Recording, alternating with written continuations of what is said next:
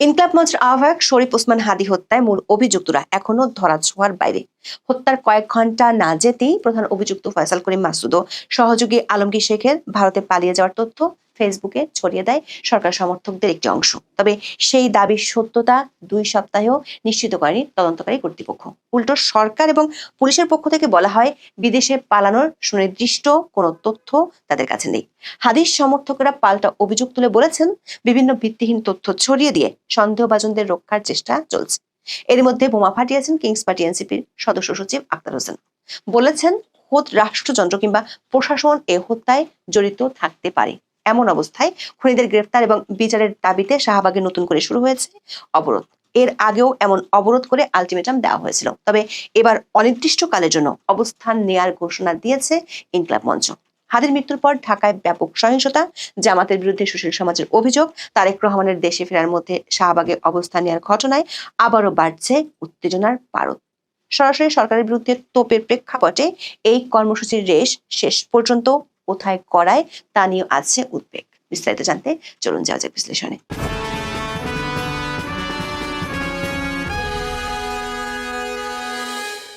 ইনকিলাব মঞ্চের নেতাকর্মী সহ ওসমান হাদীর সমর্থকেরা 26শে ডিসেম্বর জুমার নামাজের পর ঢাকা বিশ্ববিদ্যালয়ের কেন্দ্রীয় মসজিদ থেকে বিক্ষোভ মিছিল নিয়ে শাহবাগে এসে অবস্থান নেন। এরপরে বন্ধ হয়ে যায় যান চলাচল। এর আগে সকালে ইনকিলাব মঞ্চের ভেরিফাইড ফেসবুক পেজ থেকে ওসমান হাদীর রুহের মাগফিরাত কামনা ও খুনিদের বিচারের দাবিতে বাদ জুমা দেশব্যাপী দোয়া মোনাজাত ও বিক্ষোভ মিছিলের আহ্বান জানানো হয়। ইনকিলাব মঞ্চের নেতাকর্মীরা শাহবাগে অবস্থান নিয়ে হাদীর হত্যার বিচার দাবিতে নানা স্লোগান দিতে দেখা যায়। হত্যাকাণ্ডের দ্রুত ও দৃষ্টান্তমূলক বিচার নিশ্চিত না হওয়া পর্যন্ত আন্দোলন অব্যাহত রাখার ঘোষণা দেওয়া হয়। মঞ্চের সদস্য সচিব আব্দুল্লাহ আল জাবের সন্ধ্যার দিকে জানান, শাহবাগে অবরোধ চলবে। কর্মসূচিতে যোগ দেওয়ার জন্য সারা দেশ থেকে জনতা ঢাকায় আসছে। ইনকিলাব মঞ্চের নেতা ডাকসুল মুক্তিযুদ্ধ ও আন্দোলন বিষয়ক সম্পাদক ফাতিমা তাসনিম জুমা বিডিনিউজকে বলেন, তারা সারা রাত অবস্থান করবেন, তবে শীত বেড়ে গেলে সিদ্ধান্তে পরিবর্তন হতে পারে। অবরোধ কর্মসূচিতে ওসমান হাদীর ভাই শরীফ ওমর বিন হাদী অন্তর্বর্তী সরকারের বিরুদ্ধে গুরুতর অভিযোগ তোলেন।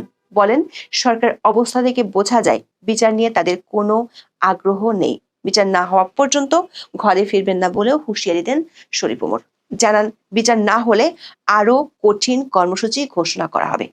রাষ্ট্রের পরিস্থিতি খারাপ হওয়ার হুমকি দিয়ে বলেন, বাধ্য করবেন না ক্যান্টনমেন্ট বা যমুনা ঘেরাও করতে। দর্শক, ওসমান হাদীর মৃত্যুর পর থেকে হত্যাকারীদের গ্রেপ্তার এবং বিচারের দাবিতে নতুন আন্দোলনের নামে ইনকিলাব মঞ্চ। হাদীর দাফনের পর 20 ডিসেম্বরও শাহবাগে অবস্থান কর্মসূচি পালিত হয়। তবে সেই কর্মসূচি শেষ হয়েছিল 24 ঘন্টার আলটিমেটাম দিয়ে। সেদিন জানাজায় দেওয়া বক্তব্যে ইনকিলাব মঞ্চের সদস্য সচিব আব্দুল্লাহ আল জাবের সরকারের উদ্দেশ্যে প্রশ্ন করেন, ওসমান হাদীর হত্যাকারীদের ধরতে তারা কি করেছে। পরে শাহবাগের কর্মসূচিতে বলা হয়, স্বরাষ্ট্র উপদেষ্টাকে খুনিদের গ্রেপ্তারে অগ্রগতি 24 ঘন্টার মধ্যে সবার সামনে এসে জানাতে হবে।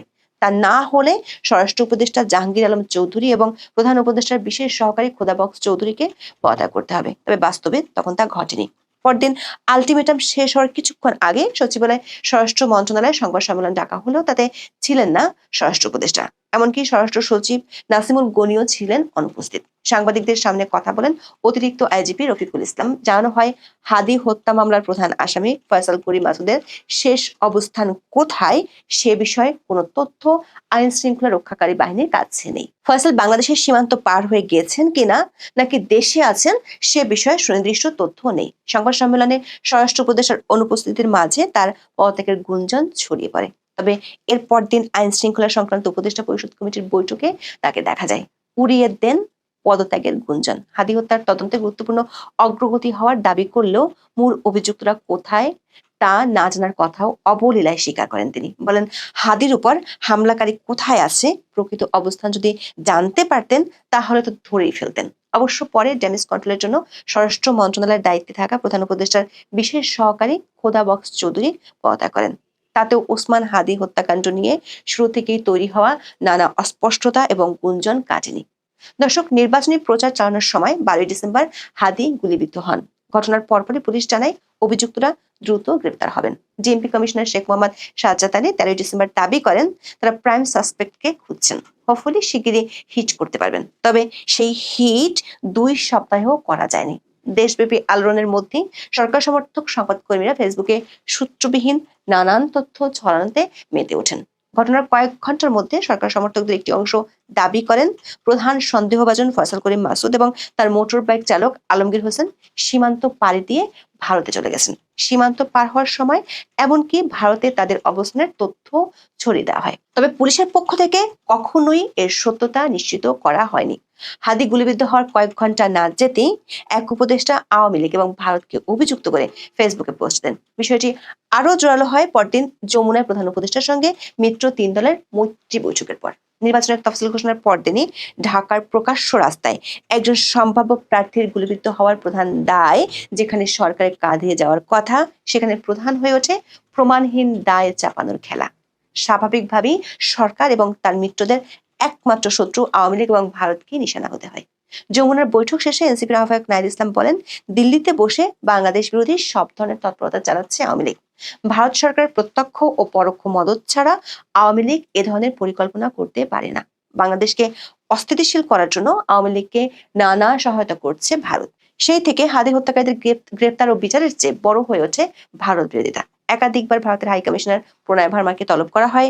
বিষয়টি নিয়ে দুই দেশের কূটনৈতিক অচলাবস্থাও তৈরি হয়েছে। তবে হাদির ঘনিষ্ঠজনদের দাবি, সন্দেহভাজন হামলাকারীরা বাংলাদেশে আছেন।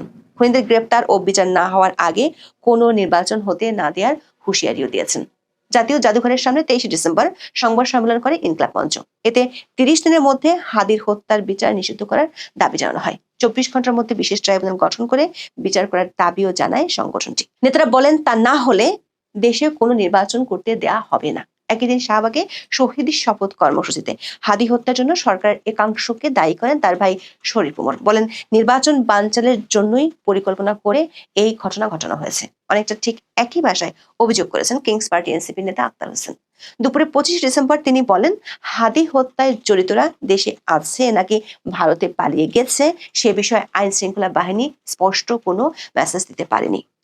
মনে হচ্ছে রাষ্ট্রযন্ত্র কিংবা প্রশাসন এর সঙ্গে জড়িত। কারণ খুনি পরিচিত, যার সবকিছু প্রকাশ্য, তার একার পক্ষে খুন করে পালিয়ে যাওয়া কিংবা লুকিয়ে থাকা সম্ভব নয়। এখানে বড় একটি চক্র কাজ করছে। এ ধরনের ঘটনা প্রবাহের মধ্যেই শাহবাগ ব্লকেট শুরু করলো ইনকলাব মঞ্চ। জুমার নামাজের পর 26 ডিসেম্বর শুরু হয় অবরোধ। আয়োজকরা বলছেন, পরিস্থিতি খারাপ করা হলে যমুনা ঘেরাও করা হবে। হাদি হত্যার জেরে এরই মধ্যে ভয়াবহ ঘটনার মুখোমুখি হয়েছে দেশ। তার মৃত্যুর খবর আসার কয়েক ঘন্টার মধ্যে আক্রান্ত হয় প্রথম আলো ডেইলি স্টার কার্যালয়। ব্যাপক হামলার পর আগুন ধরিয়ে দেওয়ার ঘটনা ঘটে। ডেইলি স্টার ভবনের ছাদে দীর্ঘ সময় আটকা পড়েন সমাজকর্মী সহ বেশ কয়েকজন। পরে তাদের উদ্ধার করেন ফায়ার সার্ভিস কর্মীরা। একই রাতে ধানমন্ডিতে ছায়ানট ভবন জ্বালিয়ে দেওয়া হয়। পরদিন পুড়িয়ে দেওয়া হয় পল্টনের উদীচী কার্যালয়। এরই মধ্যে 17 বছরের নির্বাসিত জীবন শেষ করে লন্ডন থেকে দেশে ফিরেছেন বিএনপির ভারপ্রাপ্ত চেয়ারম্যান তারেক রহমান। তাকে কাছে পেয়ে উচ্ছ্বসিত দলের কর্মীরা। ঢাকায় 25 ডিসেম্বর বড় ধরনের সংবর্ধনার আয়োজন করা হয়। পরদিনও যোগ দিয়েছেন তিনি বিভিন্ন কর্মসূচিতে। তবে বিকেল থেকেই তারেকের খবর ছাপিয়ে সামনে আসছে ইনকলাব মঞ্চের শাহবাগ ব্লকেট। তৈরি হচ্ছে বিভিন্ন ধরনের শঙ্কা। এই কর্মসূচি অনির্দিষ্টকাল চললে তার প্রভাব কি হতে পারে তা নিয়ে উঠছে প্রশ্ন। ডক্টর ইউনূস যে দেশসেরা নির্বাচনের গল্প শুনিয়েছেন, 1.5 বছরে তার শেষ দৃশ্যটি ক্রমশ পরিষ্কার হয়ে উঠছে। খোদ যমুনা ঘেরার হুঁশিয়ারি দিচ্ছেন তারই মিত্ররা। প্রশ্ন হলো, কেমন হতে যাচ্ছে আগামী 1.5 মাস? উৎসবমুখর নির্বাচনের কালগল্পের পাখি এরই মধ্যে উড়াল দিয়ে হারিয়ে গেছে দূর আকাশে। ভোটের আগে নেমে আসছে আতঙ্কের নতুন নতুন দৈত্য। এসব দৈত্য বোতলবন্দি করার ম্যাজিক কি আছে ম্যাজিক ম্যান ইউনূসের? এখন এ পর্যন্ত। সবাই ভালো থাকুন, সুস্থ থাকুন, নিরাপদে থাকুন। দেখা হবে আগামী পর্বে।